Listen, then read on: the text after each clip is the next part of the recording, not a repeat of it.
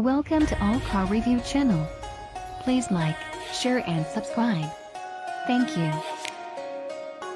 It's covered in handprints every time it stops, and I have, reluctantly, refused a dozen female attempts at going for a ride.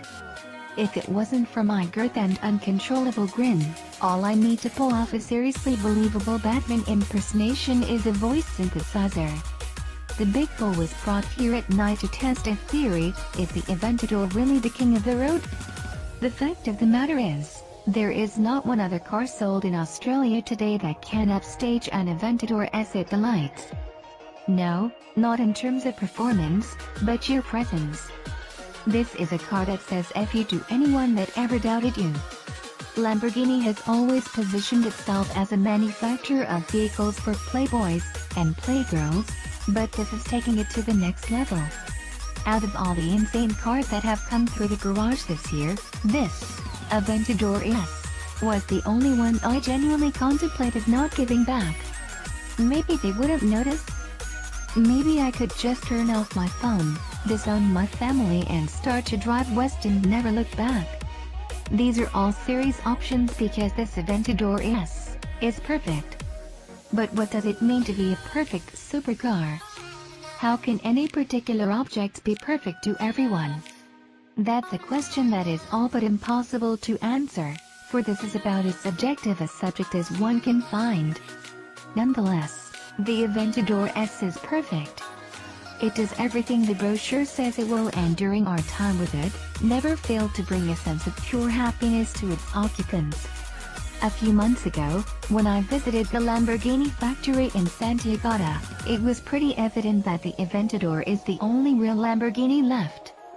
Sure, the Huracan is the best seller and a much easier car to not only buy and own, but also drive. But, the Aventador is all Lamborghini. It is a true Italian supercar from the iconic brand. While the Huracan's engine and body are made by Audi in Germany, almost everything in this V12 monster is built in Italy by mad and hugely passionate workers. The entire carbon fiber core in its V12 heart is built by hand in a factory that all but resembles a giant shed. So what is an Aventador S? It's very much an upgrade to the original 2011 Aventador, but it's not meant to compete with the Aventador SV. Its 6.5-liter V12 now packs an insane 544 kilowatts of power, only just below the output of the Aventador SV, while peak torque is 690 Nm. For a car this big, it will still manage to sprint from 0 to 100 km per hour in 2.9 seconds, 0 to 200 km per hour in 8.8 seconds, 0 to 300 km per hour in 24.2 seconds, and top speed is a barely comprehensible 350 km per hour. All of that is meaningless because what makes this the most desirable car on Australian roads is the noise. The exhaust system has been changed substantially, so much so that it now sounds better than an SV. When the original Aventador first came out 6 years ago, there was some disappointment around how its new V12 sounded, particularly in comparison to the then outgoing Murcielago, which was arguably the best-sounding V12 to have ever existed.